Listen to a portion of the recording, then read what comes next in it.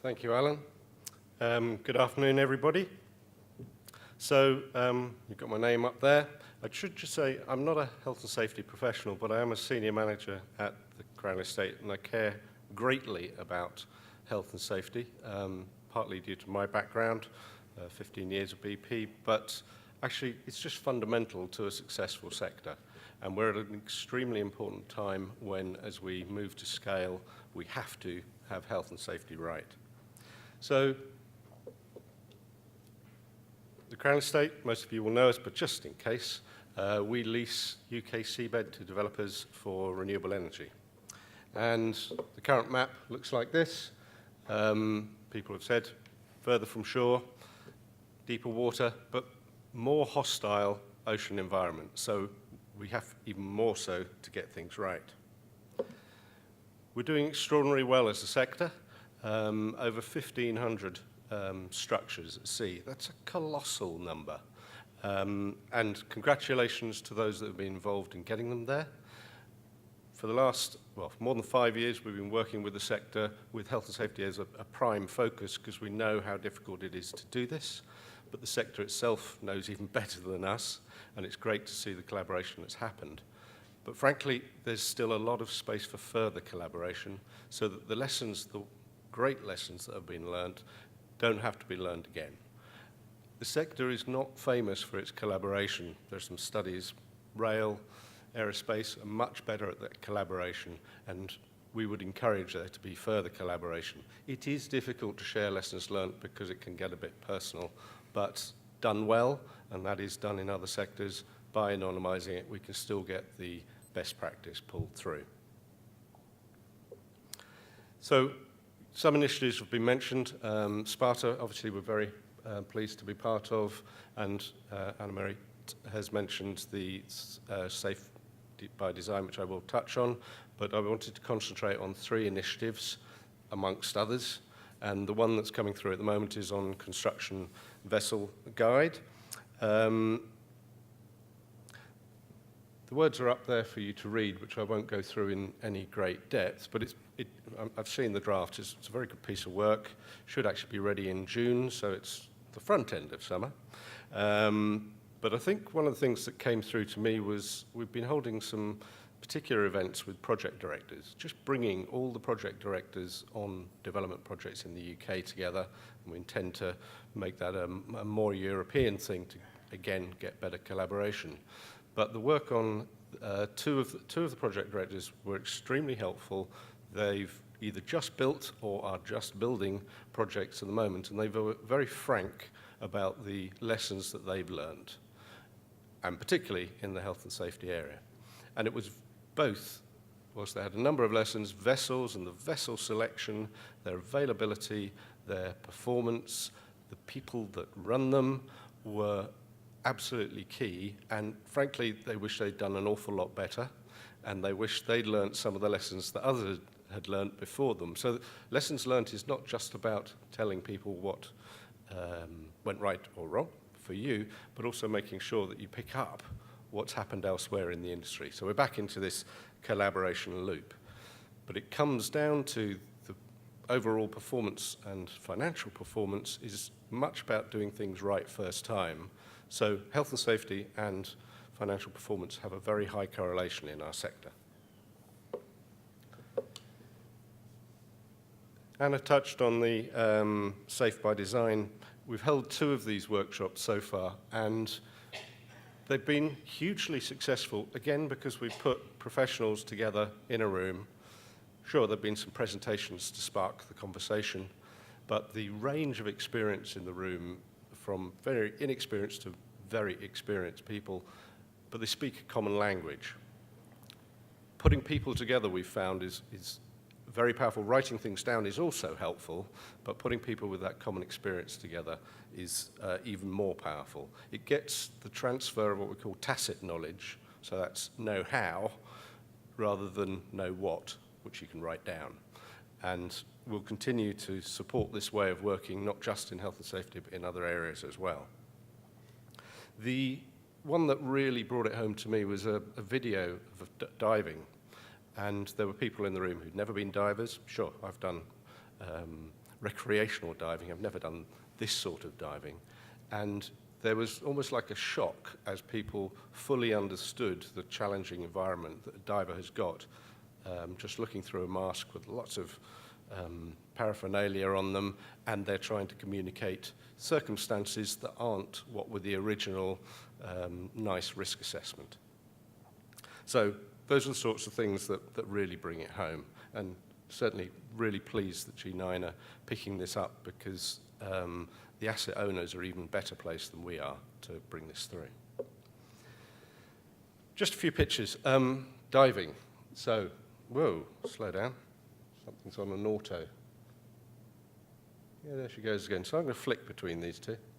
So I was talking about the paraphernalia that they have to carry. It's quite a lot.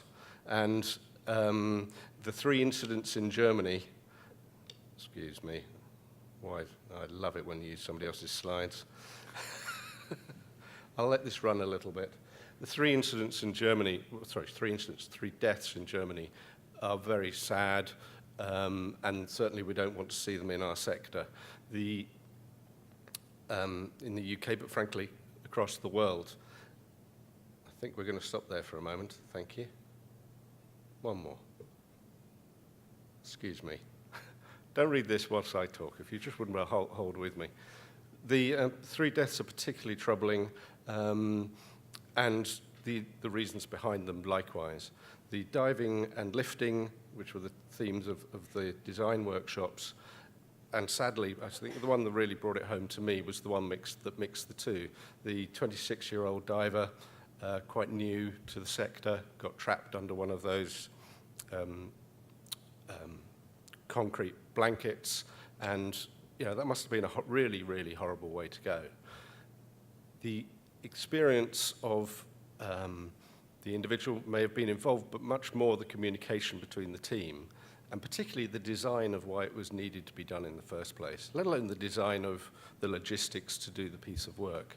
And hence the design workshops we see as being the point at which you can make the greatest influence on the health and safety side. Sure, it then plays out into the implementation, but if we can have really intelligent designs which also do things right first time and deliver a high level of health and safety performance, that's the reason behind them.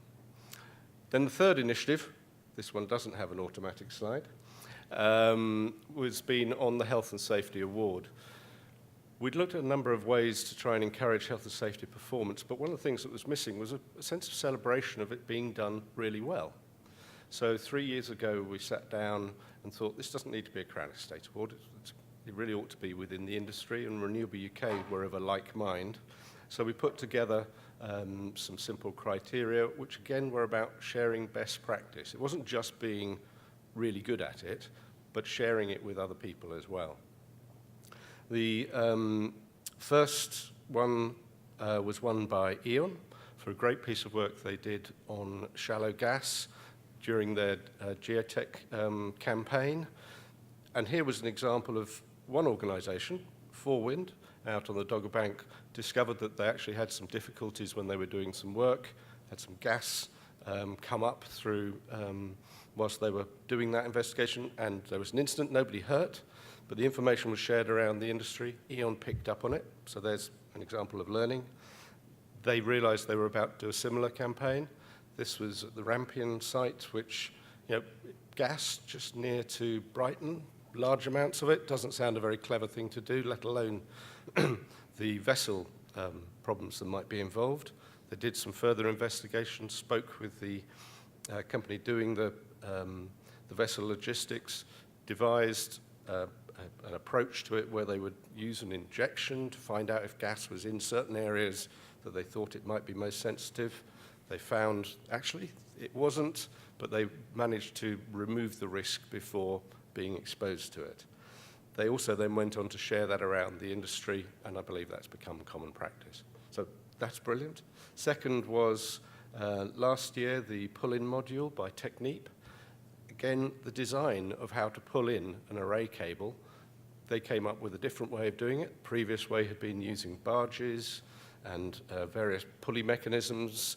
It ended up with people on radios talking to each other about left a bit, right a bit, down a bit. Well, why not have that all done at the top of the transition piece when you're doing the pull-in? And that's where Technique devised a new technique. Even in the first installation, they had 88 pull-ins, not one incident. I don't think that had ever been done before. So using some experience they'd got elsewhere, they'd removed the risk. Then this year we had Centrica with their Generation Safe approach. And this is where they engaged with all their suppliers, a wide range of stakeholders, obviously within their own business. I think there were 3,000 people involved. Don't quote me on the figure. And it was such an impressive way of bringing the knowledge together. It wasn't new knowledge, it was just bringing that knowledge together and the understanding between organizations. They even included competitors. And I know from one who is an extremely experienced installer, they were very impressed by it and intend to adopt a similar approach within their own organization. So, the Health and Safety Award, anybody can enter. It doesn't just have to be offshore wind. So we had some offshore wave and tidal. We've had some onshore wind. It's actually renewables, any type of renewables. Again, we want to try and make this a much wider experience. There are special things in offshore wind, but as, again, the statistics showed, a lot of the common HSE incidents are from very similar issues of trips and falls and such. So I'd encourage you to apply. I believe we normally open this in about September. And if you're not sure whether you've got best practice, even if you think you've got good practice, that's absolutely fine. It's about the sharing. And one of the critical parts is that we now use a voting approach rather than the judging approach, so that you can go online, you can read the shortlisted, I think there are 8 last year, all of them good examples of health and safety in different applications. I found it very educational each time to go through them, and you get the chance to vote, so it achieves both aims of spreading the knowledge and getting a good result. So, in closing, I would say if there's anything you want to know about the construction vessel guide, happy to speak to you about that. Likewise, Safe by Design, also the Health and Safety Award. And if there's anything else that you think can be done better in health and safety, especially in this European market that we're in now, I'd be very pleased to talk to you. Thank you.